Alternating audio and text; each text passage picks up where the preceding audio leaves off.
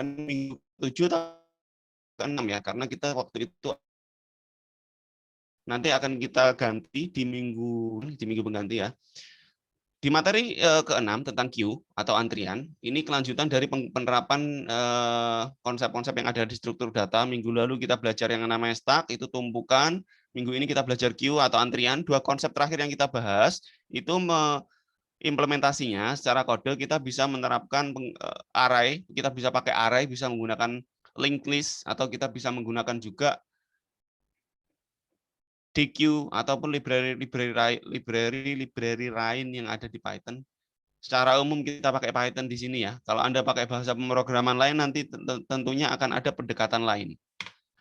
Baik, nah untuk pembahasan mengenai Q, kita akan ambil contoh dari contoh yang namanya New York Stock Exchange. New York Stock Exchange itu apa? New York Stock Exchange, saya bawa browser muncul di layar. Ini ya kan? Muncul, Pak. Oke.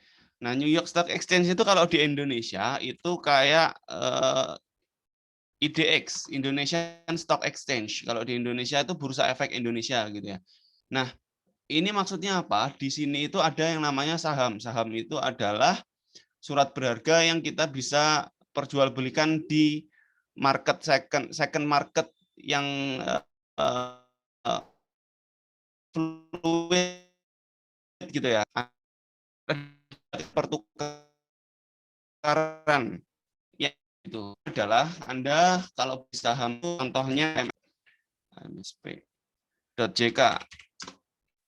Nah, ini kalau muncul 1355 ini maksudnya adalah satu lembar dari saham Hanjaya Mandala Sampurna Tbk ini, satu lembar harganya adalah 1.355 saat ini. Ini saham ya. Kalau Anda belinya sekarang segini, terus 5 menit lagi harganya jadi 1.600, nah berarti artinya ada kenaikan. Kenaikannya berapa persen? Ya itu mungkin sekitar 10% atau 30% ya kalau jadi 1.600 itu. 1.355 jadi 1.600 misalnya. Nah, itu kan berarti ada kenaikan beberapa persen lah gitu ya. Nah, kenaikan yang terjadi dari saham itu tadi akan kita pakai untuk mengamati sistem yang terjadi di stock exchange-nya. Oke, nah kita ambil contoh karena ini saya ngambilnya dari ini ya, dari studi kasus di luar negeri. Jadi dia ngambilnya New York Stock Exchange. Ini adalah stock exchange terbesar sih. Namanya NYSE, salah satu yang terbesar ya. Mungkin ada satu yang gede lagi namanya Nasdaq gitu ya. Nah, New York Stock Exchange ini dia kan sahamnya ada banyak banget, ada list sahamnya banyak banget. Satu saham aja bisa terjadi perubahan, misalnya satu saham untuk contohnya di sini ada Walmart. Walmart itu di 11.02 AM aja dia $132. 1 menit kemudian dia udah berubah nih, $131.10 turun $1 gitu ya. Kurang lebih turun $1. Ini untuk satu kasus dan tiap menitnya. Jadi ada banyak sekali perubahan data. Nah, yang mengkonsumsi ini kan Walmart itu menyediakan datanya. Yang terjadi exchange atau terjadi pertukaran itu kan di NYSE ini ya. Yahoo Finance ini adalah salah satu aplikasi gitu ya atau web app yang dipakai untuk memonitor. Ini adalah pihak ketiga. Contoh yang saya pakai tadi di sini ya. Ini Finance Yahoo. Nah, ini webnya Yahoo Finance. Dia itu ngambil data dari HMS data HMSP ini dari .jk. .jk itu artinya dia dari Indonesian Exchange. Nah, kalau ini Walmart ini dia ngambil datanya dari New York Exchange. Jadi Yahoo hanya menampilkan data saja ini sebenarnya. Nah, pihak ketiga ini, Yahoo kan pihak ketiga ya, dia menampilkan data itu kalau kita pakai konsep New York Exchange ini menyediakan data kemudian dia nge-push data ke sini. Gini, jadi New York Exchange itu mengirimkan data, ada API post price ke Yahoo Finance, dia ngirim data ini. Misalnya perusahaannya namanya WMT itu Walmart tadi ya. Walmart di timestamp ke 15 April 11.01 AM, ini 11.02 AM datanya berubah nih. Dikirim ke HTTP server yang dipunya Yahoo Finance. Ketika dikirimkan, Kalau nggak ada masalah ya, kalau dia lancar ya berarti there's no problem. Ya jalan-jalan aja, fine-fine aja. Nah, tapi kalau tiba-tiba server itu misalnya itu down, servernya Yahoo itu bermasalah, HTTP servernya nggak bisa mengakomodir datanya, tidak bisa memproses, down gitu ya. Sehingga yang terjadi adalah mungkin ada data di menit ini, ketika down-nya itu 11.01 sampai 11.02 misalnya. Nah, ada dua data yang akan hilang tuh, lenyap, nggak akan diproses di sini. Nah, kalau ada dua data yang nggak ketampil, kalau ada broker atau ada orang yang mau membeli saham kan salah ngelihat akhirnya. Ketika salah ngelihat, udah ada kerugian itu yang terjadi di menit itu. Kira-kira seperti itu. Kalau menit ini hilang, tiba-tiba langsung loncat menit 11.03. Oke, itu akan terjadi masalah. Nah, lalu kalau terjadi masalah, berarti kan ada kerugian. Nah, itu baru satu kasus kalau kita pakai Yahoo Finance. Nah, sedangkan di kasus lain yang penyedia layanan untuk menampilkan stok itu atau saham itu nggak cuma Yahoo Finance, ada lagi yang namanya Google Finance. Ada lagi mungkin apa ya? Ya ada penyedia layanan untuk menampilkan data lain gitu ya. Dari pihak ketiga ini, kalau kita pakai konsep ini, nah ini berarti ini ada kerja keras nih. Dia harus ngirim data di dua tempat gitu ya. Nah lalu berarti ini di sini tuh bermasalah. Jadi ada isu pertama adalah kalau HTTP servernya down, maka akan ada data-data yang hilang di menit-menit tertentu. Ada isu kedua yaitu apabila kita tidak bisa memanage multiple consumer. Jadi ada dua orang yang mengkonsumsi data dari sini. Itu akan menjadi masalah kalau data yang dikirim di sini itu apa, data yang dikirim di sini itu apa. Menitnya sama, datanya berbeda. Nah, itu kan masalah, gitu ya. Loh, saya pakai Yahoo Finance di jam 11, harganya 1.300. Nah, kalau di Google kok harganya 1.200, selisih gitu ya. Padahal data yang dikirim di sini itu bisa jadi miss. Nah, ini kan ada masalah gitu ya. Sehingga muncullah konsep ini. Kita menerapkan data ada memori penyimpanan itu ditaruh di pointer kayak gini. Jadi dia pointing memori ada urutan gini ditempatkan di satu line. Yahoo Finance ini yang datang menjemput. Kalau ini kan dikirim. Nah, kalau ini tuh Yahoo Finance menjemput, Google menjemputnya di satu tempat yang sama. API yang bisa dikonsumsi secara memori dia akan disimpan di dalam memori yang seragam gitu. Sehingga kalau ini mengkonsumsi di 11.01, datanya ini juga begitu sama. Mengkonsumsi di menit yang selanjutnya, ini datanya sama. Oke, nah konsep ini, jadi dia nge-push di menit pertama itu ini, ada menit baru nambah satu kotak lagi, ada menit baru nambah kotak lagi, 6 menit baru nambah kotak lagi. Konsep ini disebut sebagai tadi, di judul kita, yaitu queue atau antrian.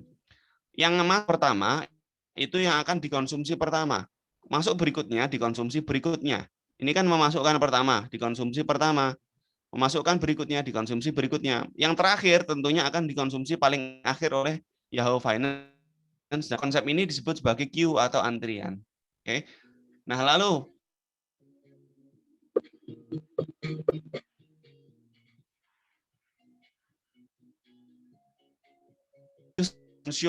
problem yang memproduksi pertama kali, yang diproduksi pertama kali itu yang akan dikonsumsi pertama kali juga. Produksi terakhir kali yang akan dikonsumsi terakhir kali juga. Nah, ini konsep di sininya itu namanya queue atau secara umumnya kita melihat sebagai producer consumer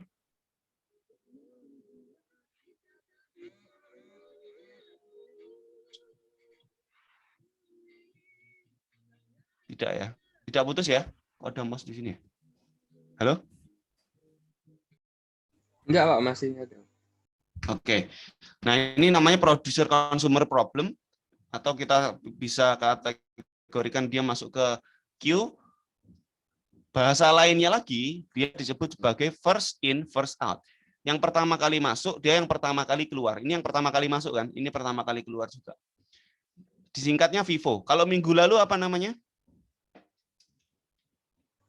First in, last out ya, Pak. First in, last out. Ya, itu boleh. Barusan siapa yang jawab ya? Yang jawab barusan siapa Valentino, tuh? Pak. Valentino. Siapa? Valentino ya? Iya, Pak. Valentino. Ya. Jadi first in last out atau last in first out sama aja. Kalau kemarin kan LIFO atau FILO gitu ya. LIFO itu kan last in yang terakhir kali masuk first out atau first in last out. Yang pertama kali masuk terakhir kali keluar. Itu yang minggu lalu. Nah, kalau minggu ini materinya adalah first in first out. Yang pertama kali masuk dia yang pertama kali keluar. Ini kan yang pertama kali masuk kan? Dimasukkan produser pertama kali, dikonsumsi pertama kali. FIFO singkatannya. Nah, ini akan Anda banyak gunakan kalau Anda nanti sudah advance ngodingnya ya. Ini kan konsep yang pada umumnya kita bisa lihat di kehidupan sehari-hari, yaitu ada antrian ya. Orang yang pertama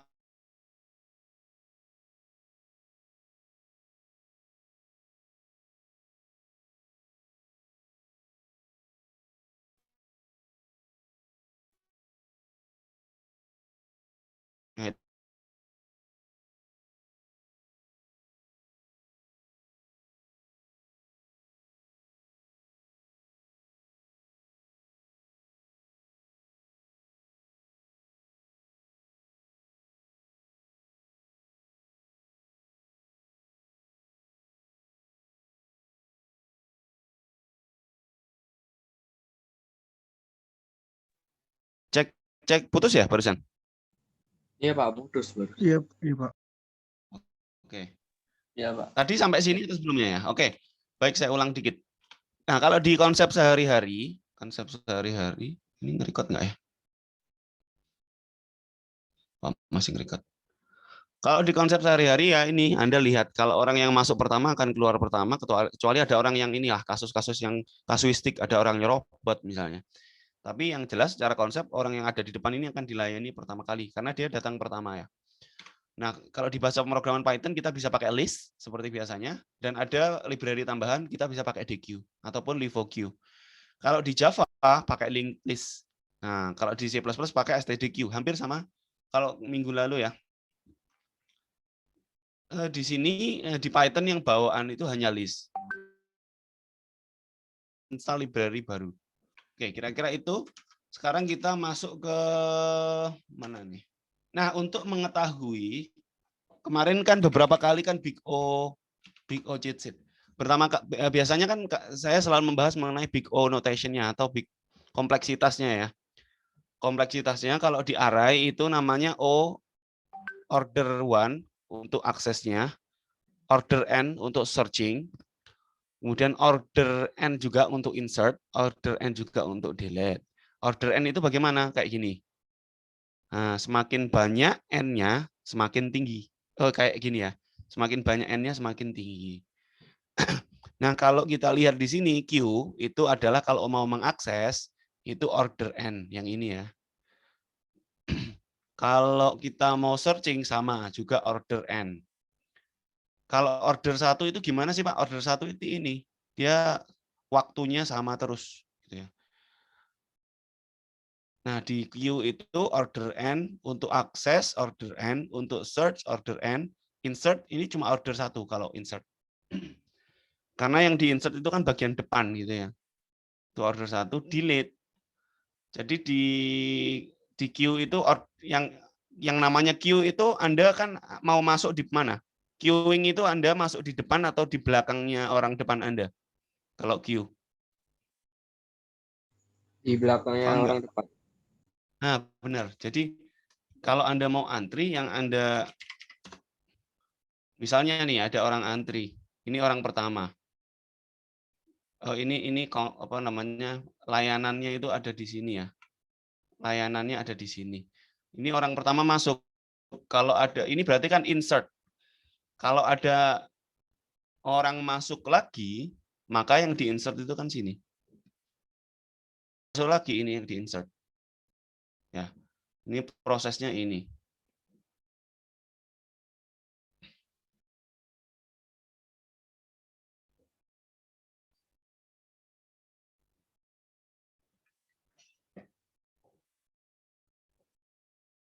Jadi yang kita pakai namanya insert. Nah, kalau yang namanya append ya. Nah, nanti kita lihat di kode program lah. Ya. Jadi ini stack dan queue sama ya, ON sama O1, cuman ini bedanya adalah insert di queue itu kita pakai insert. Tapi kalau di stack itu kita pakai kemarin apa namanya? Append ya. Ya. Append itu kan kalau kita pakai append, Anda naruh di sini, append itu di atas di sini. Append di atasnya lagi, di atasnya lagi. Nah, kalau di queue ini kan stack. Jadi atas ya. Nah, kalau queue itu queue Anda menginsert di sini, nanti kalau ada data tambahan baru lagi, Anda nginsert lagi di sini, yang ini tuh naik. Jadi di atasnya. Ini naik lagi, naik lagi, naik lagi. Nah, otomatis yang ini kan akan keluar pertama kali. Masuk itu dari bawah ya. Makanya kalau di stack itu kan konsepnya ini masuk sini, keluarnya juga dari sini. Nah, tapi kalau queue masuknya dari sini, keluarnya dari sini. Makanya first in ini yang akan naik keluar pertama gitu ya. Maka yang kita pakai di sini adalah kalau di stack itu kita pakai namanya append. Di Python itu ya, pakai append. Di queue kita pakai insert. Gitu. Gitu ya, sehingga ini konsep big O notation-nya, O1, ON, O1 dan seterusnya. Ini hampir sama. Stack dan queue sama aja, ya. Cuma beda sintak nanti. Nah, oke, sekarang kita lanjut. Ada pertanyaan sebelum saya lanjut ke practical view, praktikalnya.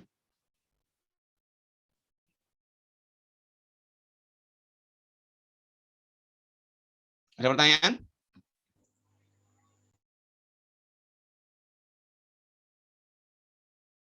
Halo? Nggak ada, Pak. Belum ada.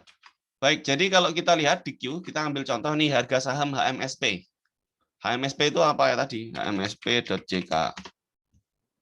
Nih, 1355 nih harga sahamnya. Nah, kita membuat ini namanya apa? Kalau ada kotak ini berarti namanya adalah ini list. Ini list, kita jalankan. Kemudian kita coba insert, let's say kita mau ini kan nama variabelnya ya. Kita mau menambah harga saham HMSP, ini ya, HMSP, harga saham HMSP, .q, kalau kemarin append, sekarang insert. Nah, ini bedanya append dan insert apa? Anda cari tahu. Append, Python. Kalau masih ada yang bingung ya, insert, Python. Ini append, ini insert misalnya. Ini kalau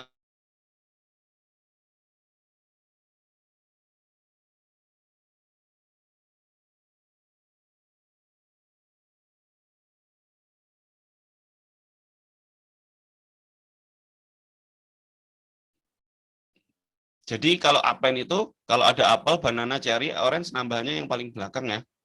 Ini orange. Ini dengan append. Nah, kalau Anda pakai apa nih? Anda pakai insert, kalau pakai insert itu apel, banana, cherry, orange Anda tambah di indeks ke 0. Ke 0 itu kan ini kan, ini 0, indeks ke 0, 1, 2. Insert di sini kita di kasusnya Q, insertnya adalah insert yang ke 0 ini.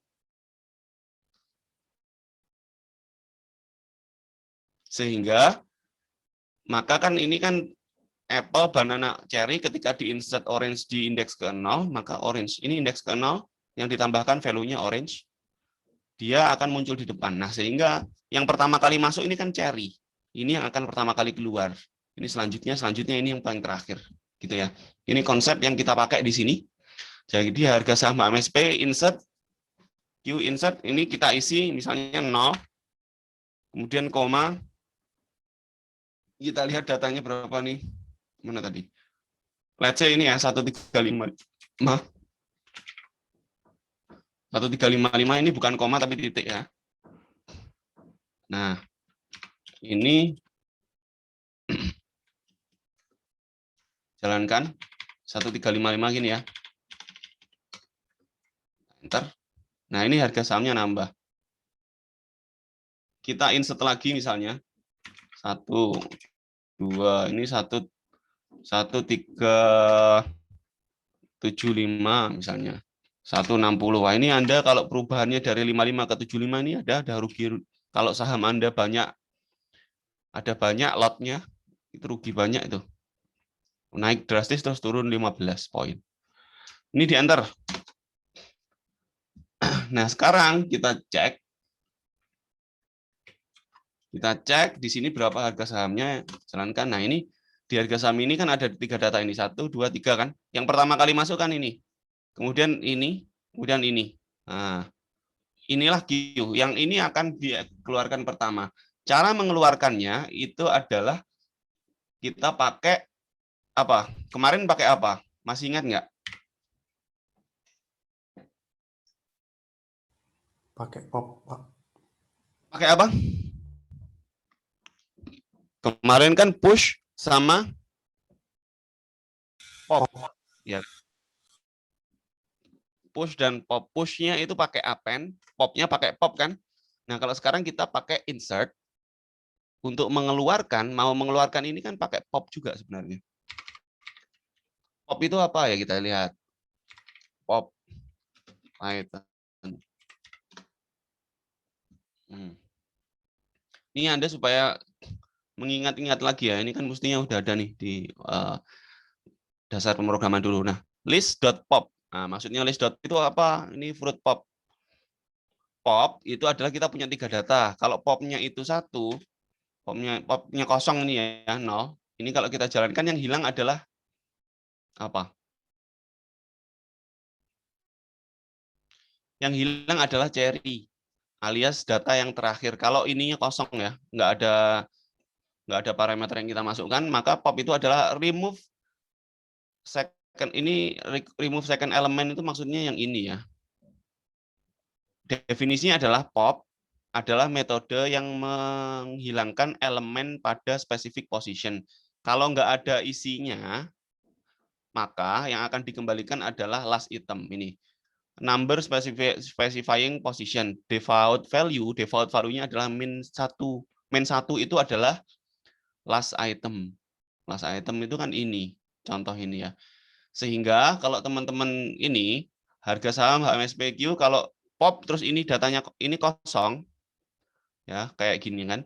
Elemen yang Anda mau di remove itu kosong, kita kosongin kayak gini, maka yang terjadi adalah kita hapus.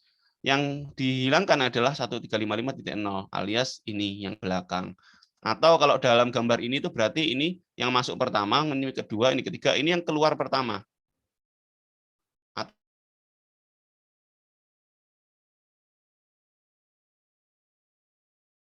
Kira-kira seperti itu. Nah, kalau kita mau gambar lagi ya konsepnya, supaya nyambung dengan yang stack kemarin, dan Anda dapat helikopter view-nya, itu kan kayak gini. Ini ada tumpukan, let's say tumpukan ya. Kalau kita pakai tumpukan, itu kan data ini yang unstable connection. Ini ada yang pertama, ini yang kedua, ini yang ketiga. Ini kan pertama kali kan ini Anda append. Ya kan, append. Kan dari atas semua masukannya. Jadi append lewat jalur ini. Kemudian Anda pop. Ini kalau secara urutan gini, secara gambar di memori kan dia yang ini tuh ada di sini. Sorry, yang ini itu ada di sini kan. Kalau Anda append,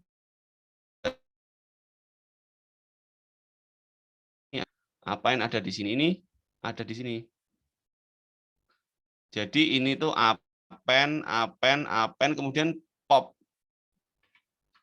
Pop itu yang ini, ngambil yang belakang.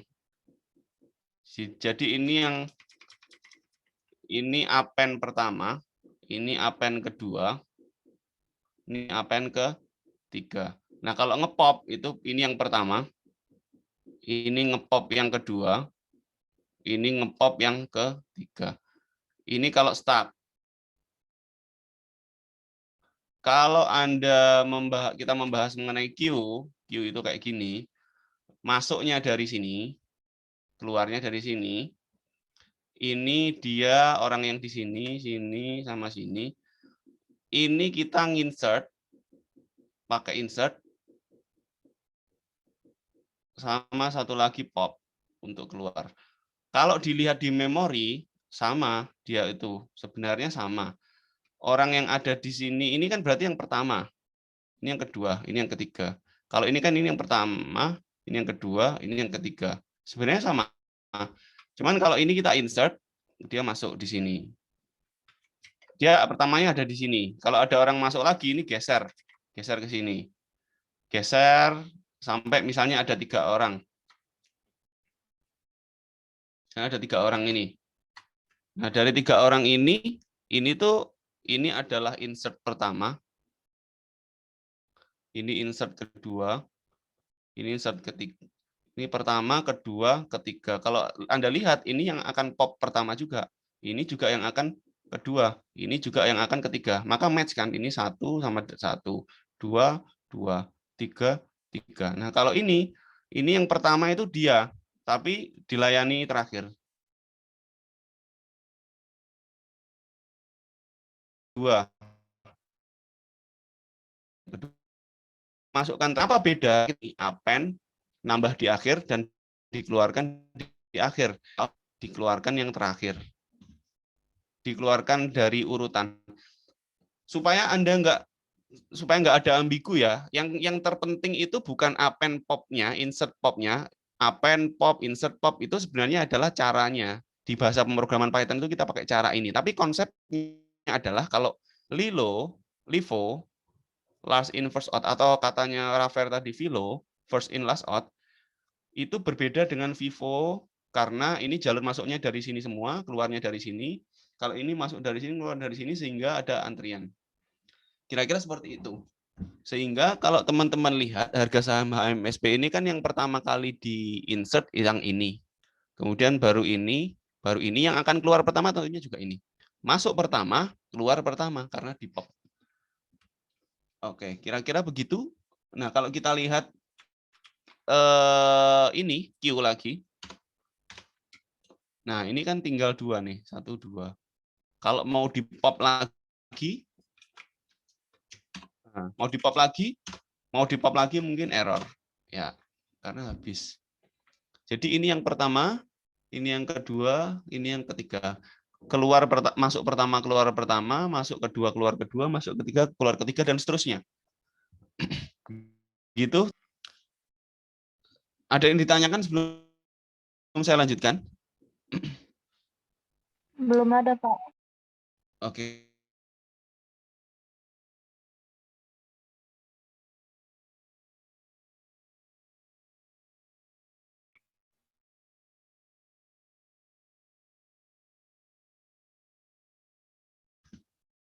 Ini yang soal. Kemudian apa lagi ya?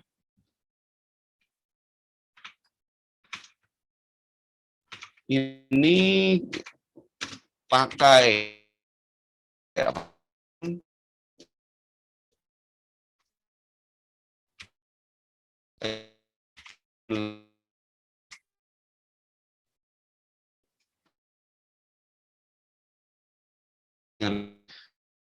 itu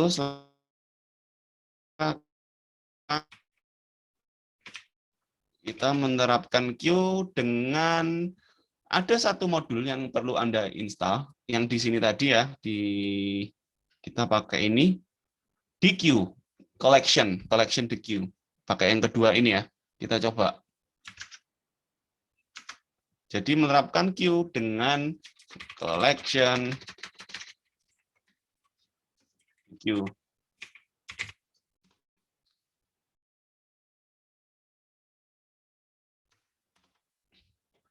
Caranya gimana? Tinggal kita import. Jadi kita import collection, import DQ. Kemudian kita membuat objek baru namanya Q Q ini ya, satu huruf yang asalnya dari kelas ini. Nah, kita jalankan. DQ ini kita bisa lihat di sini. Collection DQ ya, kita cek di situ ada apa aja. Ini kan kita masang library ya, DQ. Ini di sinilah. Anda bisa ngeceknya di dokumen python.org. DQ. Ini misalnya. Nah, di DQ itu kita bisa melakukan objeknya itu bisa support metode ini, metode append. Append kayak kemarin ya, append left. Bedanya apa? Append itu adalah menambahkan nilai tertentu pada bagian kanan dari DQ. Kalau left di bagian kiri. Nah, artinya kan kalau kita pakai konsep yang digambar ini tadi, kalau append biasa itu nambah di sini, ya kan? Kalau append left yang ditambah di sini. Di sini ya, di ujung sini. Append left, ini append right. Append biasa dan append left. Ini kan konsep ini sama dengan insert tadi, insert yang 0 gitu ya. Oke, jadi kita import itu di Q, lalu apa yang kita lakukan? Kita import aja. Q dot, ini tadi namanya apa? Append left. Kita taruh di sini. Append left. X-nya kita isi misalnya 5.000 misalnya. Enter. Nah, kita cek Q. Nah, udah nambah nih. Kalau gitu kita tambah lagi misalnya. Kok gini? Ini kita tambah 2 data lagi misalnya 5.200, 5.300. Ini kita enter, kita cek Q.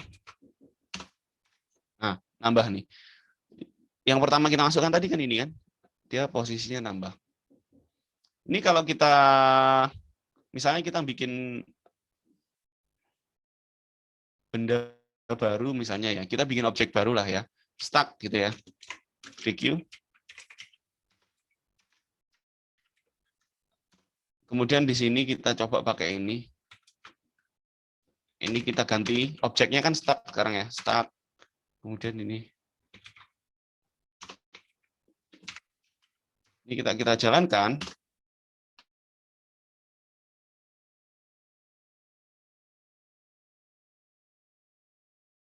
Append ini kita pakai append aja. Pakai append kalau kita jalankan lagi. Ini kalau Anda perhatikan, kalau Anda append left, yang masuk pertama 5.000, kemudian digeser lagi 5.200, digeser ini. Kalau di sini yang akan dimasukkan pertama adalah 5.000, masuk ke sini, ditambah di belakangnya, ditambah di belakangnya. Kalau ini ditambah di 5.000 masuk dulu, ditambah di depannya, tambah depannya. Bisa dipahami ya? Ini kalau Q kayak gini, kalau stack pakai begini. Terus kalau kita sudah melakukan append, ini kan ada 2 contoh ya. Ini kan start. Ini Q. Ya. Kita bisa lakukan pop. Q pop misalnya. Nih kalau kita pop, hilang 5.000-nya, sekarang Q-nya tinggal ini kan. Nah kalau kita pop S, ini S-nya di Q, ini 5.300, 5.200, ini 5.000, 5.200. Yang hilang kalau stuck itu, kalau kita pakai Q, yang hilang yang belakang. Kalau stuck, yang hilang sama yang belakang. Cuman kan yang hilang beda. Ini orang yang datang pertama, kalau ini orang yang datang terakhir. Gitu ya. Sama-sama, kita sama-sama pakai konsep pop, tapi konsep urutannya yang berbeda. Yang di pop itu orang yang datang pertama atau orang datang terakhir. Sehingga yang menjadi kunci dari start dan Q itu adalah di sini sebenarnya, append left sama append. Atau kalau di sini kita pakai cara yang biasa ini ya, list ini adalah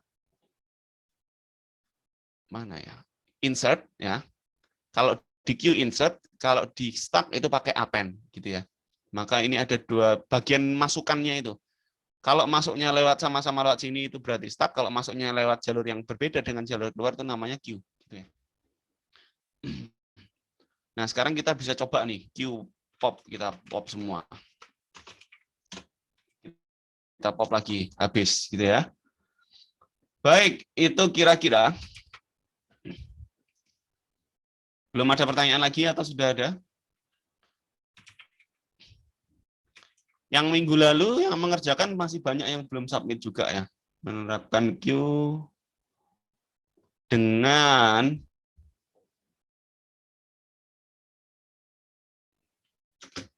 dan pakai kelas.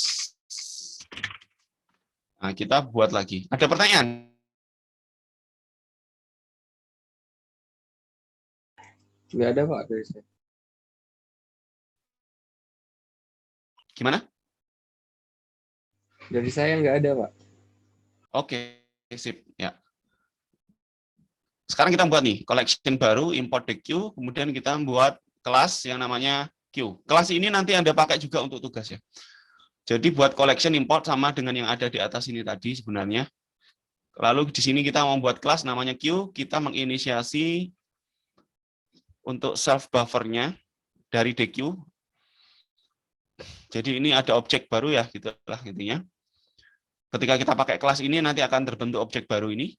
Lalu buffer ini akan di append left. Append left berarti append left itu kayak tadi ya. Ini ditambahkan, pop itu dikeluarkan. Berarti ini yang masuk pertama. Kembali true, ngecek ukuran. Nah, ini kayak minggu lalu sih. Kita jalankan. Nah, sekarang kita buat misalnya kita buat PQ. Kita jalankan. Ini kita membuat objek baru dari kelas ini, di mana di kelas ini itu ada objek baru yang dibuat dari kelas ini, gitu ya. Nah, PQ dot kita mau lakukan ini NQ. Terus yang mau ditambah data apa? Ini tambah gini ya. Saya mau menginputkan data ini.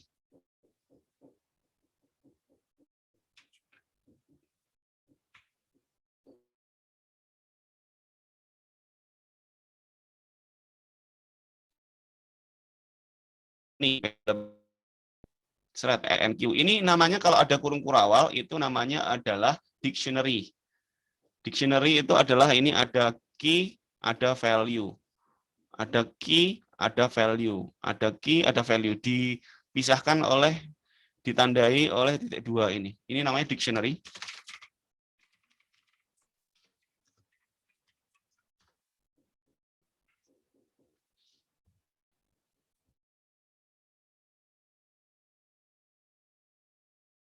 Sudah masuk, kita jalankan. Nah, sekarang saya mau membuat yang lain, dua yang lain. Langsung saya sudah sediakan. Ini namanya sama, company-nya Hanjaya, timestamp-nya sama 31 Maret, tapi menitnya berbeda. Ini menitnya berbeda.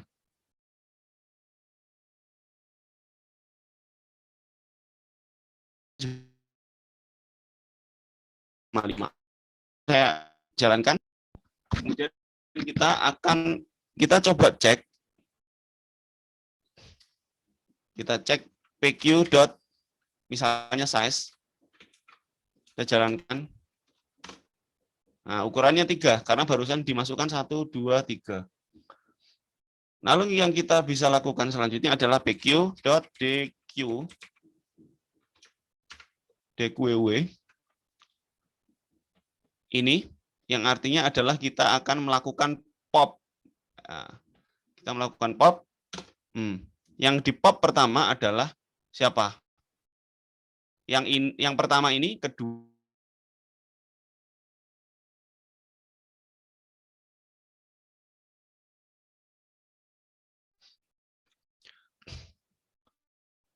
Ini kalau kita lihat PQ, kita ulang lah ya. Ini 1, 2, ini jadi 5 mestinya. Nah, 5. Kalau kita lihat di sini PQ ada PQ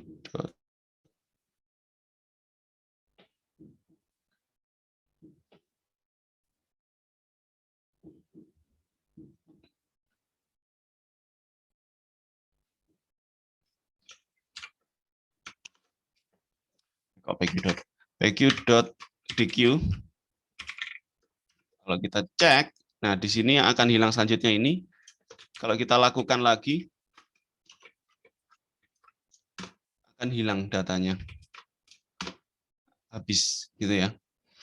Jadi ini konsep queuing. Sampai di sini ada yang ditanyakan sebelum saya lanjut ke tugas?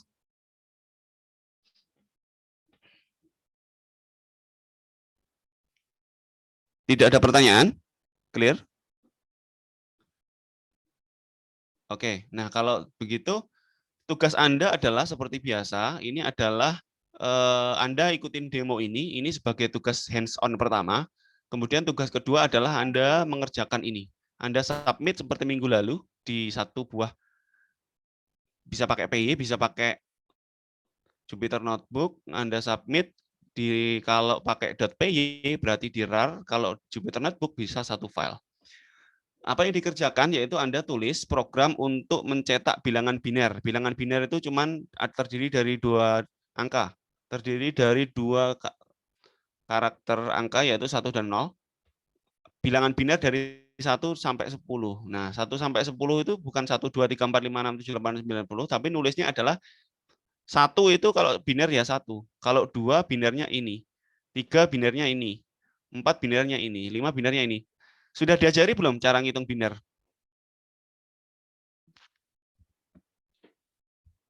Di Jarkom mestinya ada kan? Halo? Ada Pak di Jarkom. Ada, Pak. Ya, sip. Sebenarnya ini kalau kita lihat 01 yang ada di sini itu kan gini nulisnya ya. Gitu kan nulisnya. Kalau kita pakai 4 pakai konsep 4 digit ya untuk melihatnya. Nah, maka ini tuh 1. Kenapa ini 2? Karena ini 0. Ini kan urutannya kan kalau ini kalau 1. Kalau begini ya, misalnya kayak angka 11 mana ya? Ada enggak? 1111 itu sebenarnya kan ini nilainya adalah 1, ini 2 kali lipatnya, ini nilainya 2, ini nilainya 4, ini nilainya 8. Berarti kan 8 tambah 4, 12.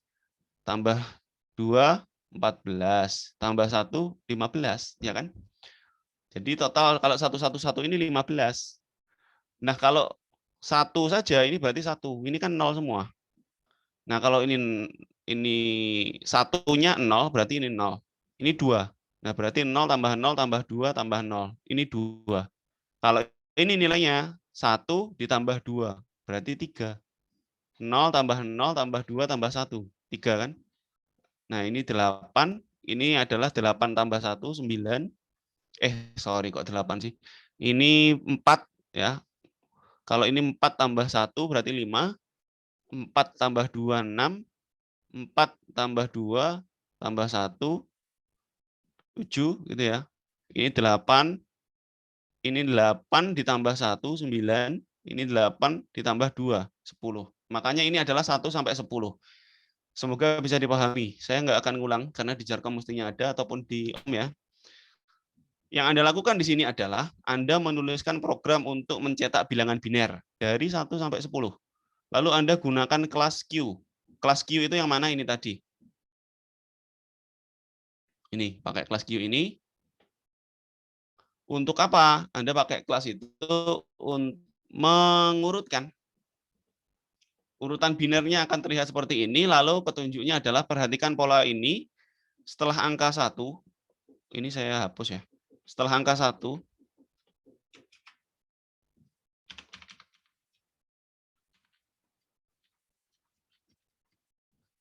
1, ini, dia di angka kedua, ini ya. Di angka kedua itu adalah 1 plus 0. Angka ketiganya adalah 1 ditambah 1. Nah, angka keempat kalau Anda perhatikan, itu adalah angka keempat ini adalah angka kedua ini ditambah 0. Kalau angka kelima adalah angka kedua ini ditambah 1. Kalau Anda perhatikan lagi di sini. Nah, itu pola-pola ini Anda perhatikan, kemudian Anda bikin Q-nya. Anda cari solusinya. Nah, untuk tugas kali ini, selain Anda submit di situ, nanti ada link submit penjelasan Anda di video untuk menjelaskan hasil pekerjaan Anda itu. Oke? Bisa dipahami? Ada pertanyaan sebelum kita tutup?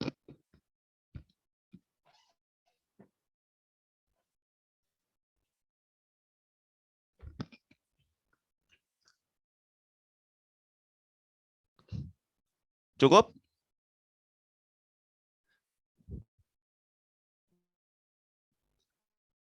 Baik, kalau begitu, kalau nggak ada respon, saya cukupkan. Sampai ketemu di minggu pengganti. Silahkan dikerjakan tugasnya. Kalau ada masalah, silahkan di-up di grup atau di PM ke saya. Kalau semisal sudah selesai semua, silahkan disubmit sesuai di batas pengumpulannya. Jangan lupa tugasnya ada 3, mengikuti video ini, Anda nyoba ini, kemudian Anda mengerjakan ini, kemudian tugas ketiganya adalah video. Jadi nanti yang Anda upload 2 file ini, satu lagi adalah link video. Penjelasan Anda mengenai Q. Dari saya cukup. Sekian, terima kasih atas kehadirannya. Owarimasyo, selamat siang. Wassalamualaikum warahmatullahi wabarakatuh. Waalaikumsalam warahmatullahi wabarakatuh. Makasih ya Pak. Sama-sama.